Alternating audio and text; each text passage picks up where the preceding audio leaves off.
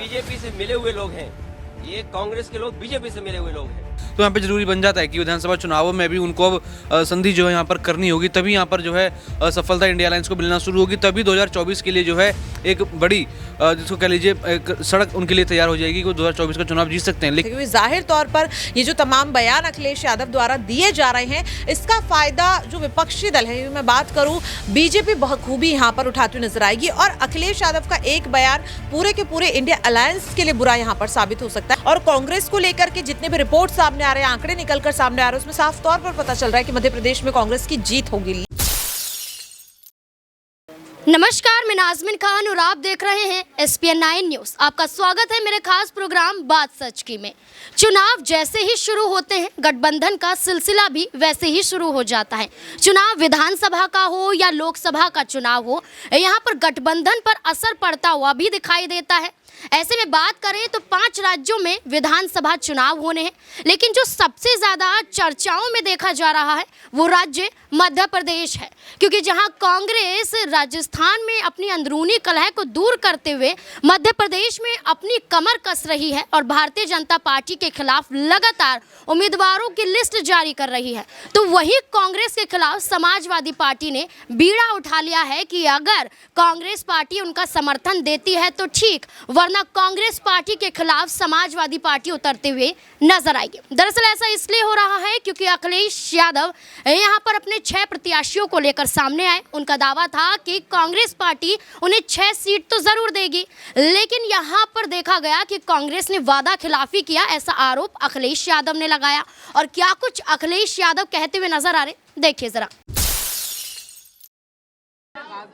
घोसी में समर्थन किया और ऐसा रहा। किस नेता के बारे में बात कर रहे हो आप? ये कांग्रेस के कौन नेता है? उनके प्रदेश अध्यक्ष कह रहे हैं। देखिए, प्रदेश अध्यक्ष की कोई हैसियत नहीं है, न वो पटना की मीटिंग में थे, न वो जाकर के मुंबई की मीटिंग में थे। इंडिया के बारे में क्या जानते हैं वो? गठबंधन के बारे में उनकी क्या हैसियत है जो बोल रहे हैं इस तरह की बात? इस उनसे पूछिए रात को 1 बजे तक क्यों उनके मुख्यमंत्री कमलनाथ जी ने बैठाया, क्यों उनके पूर्व मुख्यमंत्री दिग्विजय सिंह जी ने बैठाया? वो क्या उनके मुख्यमंत्री नहीं है क्या उनके प्रदेश के? अगर वो मुख्यमंत्री नहीं थे तो इस तरह की भाषा नहीं बोलनी चाहिए उनको। और इसका मतलब ये हुआ कि आप दूसरे दलों को बेवकूफ बना रहे हैं आप बैठा करके। क्या मतलब? ये बीजेपी से मिले हुए लोग हैं, ये कांग्रेस के लोग बीजेपी से मिले हुए लोग हैं। तो आगे की अभी क्या रणनीति? ये जो बीजेपी से मिले हुए, देखिए अगर मुझे पता होता कि गठबंधन प्रदेश स्तर पे नहीं है तो मैं समाजवादी पार्टी के नेताओं को दिग्विजय सिंह जी के पास नहीं भेजता। अगर मुझे ये पता होता कि समाजवादी पार्टी को प्रदेश स्तर पे गठबंधन नहीं कर रहे हैं, मैं कमलनाथ जी के पास अपनी पार्टी के लोगों को नहीं भेजता। और मुझे ये भरोसा होता कि कांग्रेस पार्टी के लोग धोखा देंगे तो मैं उनकी बात पे भरोसा नहीं करता। मुझे बताया गया कि 6 सीटों पर आपके लिए सोचा गया है, विचार किया गया है और उस पर तय करेंगे। सिटिंग एमएलए की जगह आप सीट दे दोगे आप और उम्मीद करोगे कि मैं आपके बारे में सच बोलूं और जो बात बोलनी है उनको।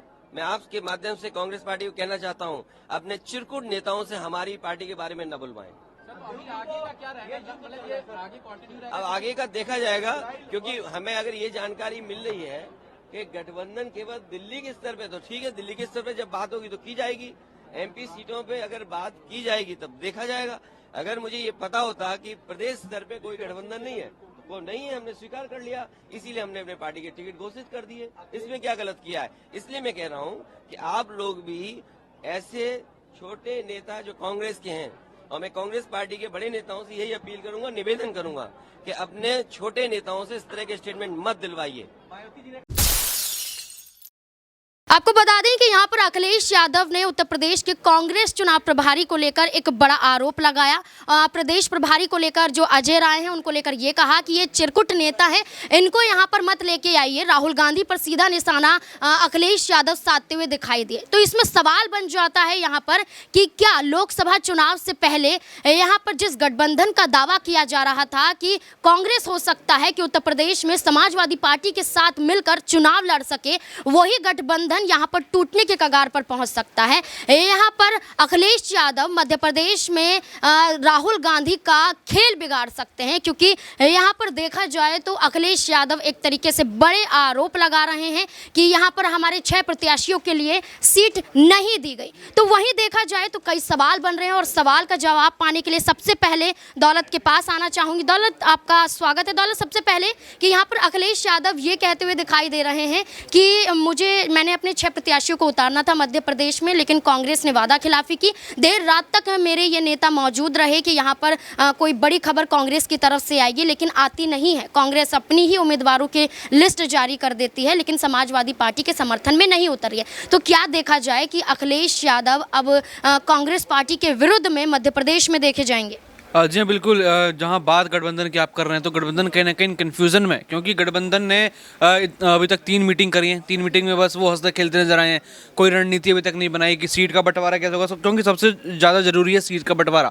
आपके पास 25 से 26 दल हैं, आप लोकसभा चुनाव पर फोकस कर रहे हैं, लेकिन आपको जो अपनी समझदारी है, जो अपनी चीज़ें वो पहले से दिखानी होंगी, जिसमें विधानसभा चुनाव सबसे ज़्यादा इंपॉर्टेंट माना जा रहा है कि यहीं पर ही इंडिया अलायंस का जो परफॉर्मेंस देखा जाएगा। हमने ये जब उत्तर प्रदेश में उपचुनाव हुए थे, उन सीटों पर हमने देखा किस तरीके से सपा ने जीत हासिल करी जब कांग्रेस सपा एक साथ आए थे। तो यहाँ पे जरूरी बन जाता है कि विधानसभा चुनावों में भी उनको अब संधि जो है यहाँ पर करनी होगी, तभी यहाँ पर जो है सफलता इंडिया अलायंस को मिलना शुरू होगी। तभी 2024 के लिए जो है एक बड़ी जिसको कह लीजिए एक सड़क उनके लिए तैयार हो जाएगी कि वो 2024 का चुनाव जीत सकते हैं। लेकिन अगर आपसी लड़ाई, आपसी मतभेद में उलझे रहेंगे तो 2024 का जो उनका लक्ष्य है वो कहीं ना कहीं फीका पड़ जाएगा। जी बिल्कुल। यहाँ पर अखिलेश यादव ने एक बात और कही थी कि क्या ये गठबंधन राष्ट्रीय स्तर का है या एक तरीके से एक प्रदेश को लेकर है, क्योंकि जिस तरीके से मध्य प्रदेश में देखा जाए तो समाजवादी पार्टी चाहती थी सीटें, लेकिन कांग्रेस पार्टी यहाँ पर उन्हें सीट देती हुई नजर नहीं आई। इसलिए समाजवादी पार्टी के मुखिया अखिलेश यादव ने बड़ा आरोप लगा दिया कि मध्य प्रदेश की वजह से इंडिया गठबंधन टूटने के कगार पर पहुंच सकता है, क्योंकि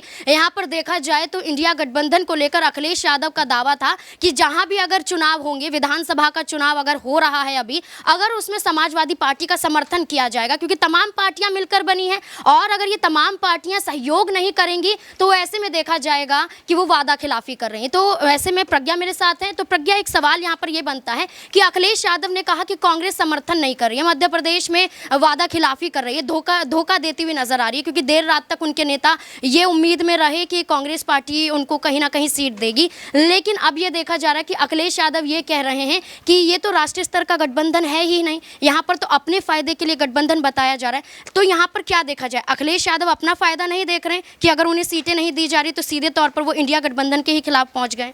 बिल्कुल। देखिए, अखिलेश यादव का ये बयान साफ तौर पर दर्शा रहा है कि वो अपना फायदा देख रहे हैं, और ये फायदा सिर्फ, अगर मैं बात करूं समाजवादी पार्टी नहीं बल्कि आम आदमी पार्टी भी देख चुकी है। आप भी जानती हैं कि अरविंद केजरीवाल ने इंडिया अलायंस को अपना समर्थन इस शर्त पर दिया था कि कांग्रेस को अध्यादेश के खिलाफ अपना समर्थन आम आदमी पार्टी को देना पड़ेगा। और ऐसे तमाम जितने भी दल हैं वो कहीं ना कहीं अपने किसी न किसी मुद्दे को लेकर ही इस इंडिया अलायंस में शामिल हुए हैं। तो यहाँ पर ये कहना कि सिर्फ और सिर्फ अखिलेश यादव अपना फायदा देख रहे हैं, ये गलत होगा, क्योंकि सभी दल अपना अपना फायदा देख रहे हैं और अपने फायदे के लिए इस गठबंधन में शामिल हुए हैं। तो जो बीजेपी लगातार कह रही है टुकड़े टुकड़े गैंग है, वो कुछ खास गलत नहीं कह रही है, क्योंकि देखिए जाहिर तौर पर आप भी इस चीज को बेहतर ढंग से समझते हैं कि कांग्रेस पार्टी भी अगर इस इंडिया गठबंधन में शामिल हुई है तो इसीलिए हुई है क्योंकि कांग्रेस बहुत अच्छे से जानती है कि अकेले वो एनडीए को नहीं हरा सकती है। तो यहाँ पर सभी दल अपना फायदा देख रहे हैं, लेकिन मुझे ऐसा लगता है कि इस छोटे मोटे विवाद के चलते गठबंधन में दरार को जिस तरीके से बढ़ावा अखिलेश यादव देते हुए नजर आ रहे हैं वो सरासर गलत है, क्योंकि जाहिर तौर पर ये जो तमाम बयान अखिलेश यादव द्वारा दिए जा रहे हैं इसका फायदा जो विपक्षी दल है, मैं बात करूं बीजेपी बखूबी यहाँ पर उठाती हुई नजर आएगी। और अखिलेश यादव का एक बयान पूरे के पूरे इंडिया अलायंस के लिए बुरा यहाँ पर साबित हो सकता है, कहीं ना कहीं घातक साबित हो सकता है, क्योंकि बीजेपी सीधे सीधे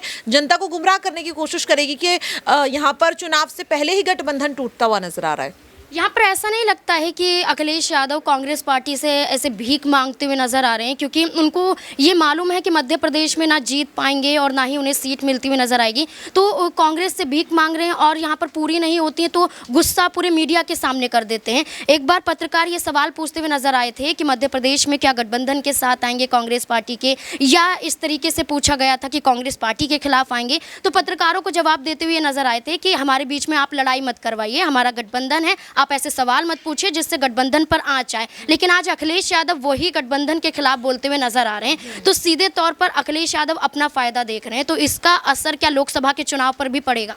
बिल्कुल पड़ेगा। देखिए, जाहिर तौर पर जिस तरीके से मैंने पहले भी कहा कि बीजेपी इस ताक में है कि इंडिया गठबंधन पर सवाल उठाने का एक मौका मिले, और अखिलेश यादव ने ये मौका उन्हें साफ तौर पर दे दिया है। मध्य प्रदेश की अगर मैं बात करूं तो भले इस वक्त बीजेपी सत्ता में है, लेकिन बीजेपी इस चीज को बखूबी जानती है कि इस बार सत्ता में वापसी करना बहुत मुश्किल है। और कांग्रेस को लेकर के जितने भी रिपोर्ट सामने आ रहे हैं, आंकड़े निकलकर सामने आ रहे हैं, उसमें साफ तौर पर पता चल रहा है कि मध्य प्रदेश में कांग्रेस की जीत होगी। लेकिन अखिलेश यादव जो बयान दे रहे हैं, देखिए आप भी जानते हैं कि मध्य प्रदेश में समाजवादी पार्टी का भी कोई यहां पर कह सकते भविष्य नहीं है, लेकिन अखिलेश यादव के ये बयान कहीं ना कहीं कांग्रेस की मुश्किलें जरूर बढ़ाने का काम कर रहे हैं। लेकिन मुझे ऐसा लगता है कि जनता बखूबी ढंग से समझती है कि कांग्रेस ने क्या किया है, क्या नहीं किया है।